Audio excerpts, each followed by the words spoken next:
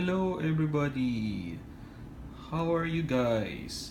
So here I'm making an update on how I water mostly some of my orchids the easy way of wherein I almost use the semi water culture method, and so far I have very good results with this method, and I'm gonna show you how I do it and typically what kind of orchids I do it, and orchids that usually don't work this way.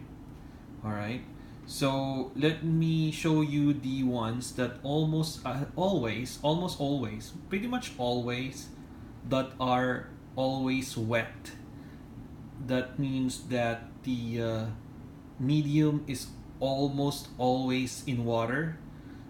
When I say medium, that's where the roots are, and the region of those roots are almost always submerged in water. Just like this, as you guessed, this is a maxillaria uh, tenuifolia. It was recently featured in Bloom before, and now it's currently in water culture. As you could see, it's full of algae, which is quite common for pots that are clear and always in water. If you don't want to see this, make sure that you have a non-transparent, meaning opaque pot.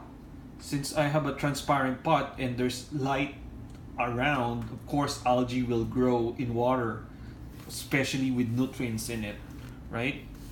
And yeah, it's really growing well in terms of root growth, and of course, as you can see, the plant has become really large now. See, and obviously there's like new growths, as you could see there. Um, this one, sorry. Yeah, they're coming out now. The small new growths are there, coming out of the pseudobulbs. All right. So yeah, this is one of the almost always um, wet, always filled with water, pretty much.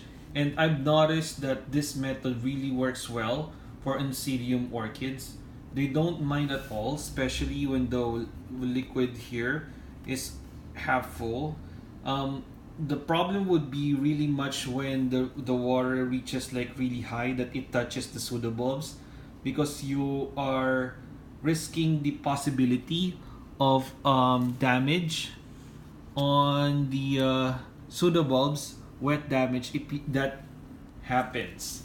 Okay, so make sure that the water doesn't really reach the pseudobulbs itself, but mostly just the roots. All right, so that's the trick for oncidiums. Oncidiums really love this method. This is an oncidium twinkle hybrid, as you could see here.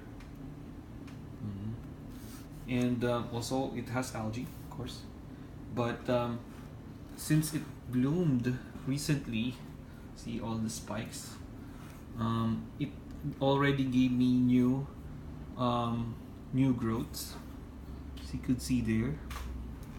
Yeah, so that's really nice, right? So that's one, two, three new growths. Yeah, three new growths, so that's good, right? Yeah, so of course a lot of roots. Okay, and what else? Another, like the close to the oncidium alliance is the zygopetalum, as you could see here. This is almost always wet. Yeah, and as you would guess that a lot of these guys don't really like to dry out, and you see there's the water here, the water level.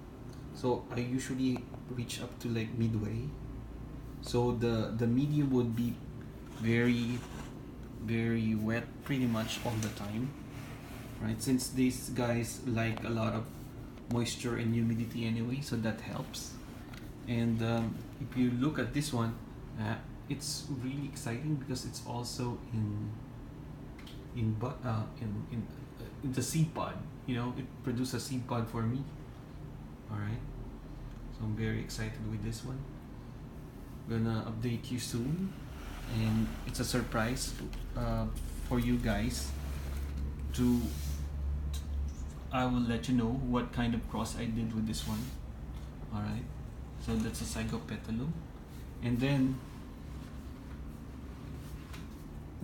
this is the first time I'm trying this on a dendrobium orchid.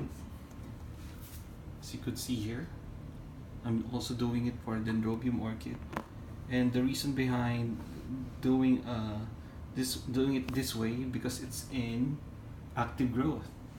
See, this is the dendrobium aggregatum or lindley, and that's a new growth. And ever since that spring, this one likes pretty much quite wet because of the active growth in pseudobulbs and the roots. All right, okay, so that's pretty much it. So that's the dendrobium, the only dendrobium I have in semi-water culture. All right, and then once it's almost close to fall and winter, I will stop watering that one, and of course let it dry like really a lot, so it would have its winter rest, or in to promote flowering. So this is my phalaenopsis, which is also in have a seed pod here, and also in flower. Now the trick with phalaenopsis is that it's not usually always wet, but the trick is like the roots should be almost always moist.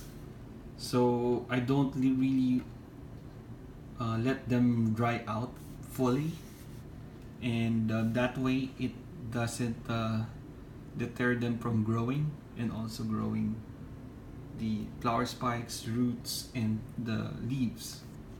So for me, that way it really worked well. As you could see here for the Equestris Bellina hybrid here, primary hybrid. It's also in this configuration wherein I just fill it like 1/4, up to like 1/4 up.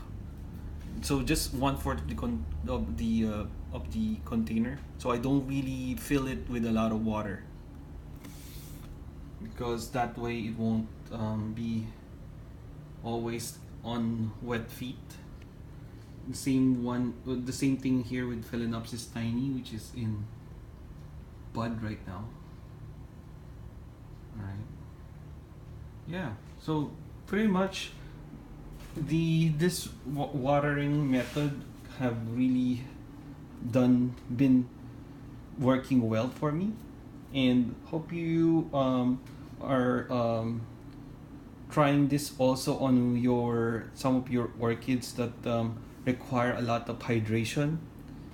And I think this would really help you in terms of like not watering or like forgetting to water, or just you're just not up to watering your orchids because pretty much you have so many orchids, or you just don't have the time, or you're gonna be away for a long time, like for a vacation, and you won't be able to water your orchids. This is pretty much one way to water. Make sure your orchids are hydrated, especially during the summer. And yeah, that's pretty much it. If you have any questions about this watering method, semi-water culture, let me know. And yeah, that's pretty much it for this episode. And very soon I would make a video about flasking, orchid pod, seed pod flasking at home. And yeah, better watch out for that. And don't forget to subscribe and like my videos. And yeah, thank you for watching this video. And happy growing, my orchid friends. All right, bye bye.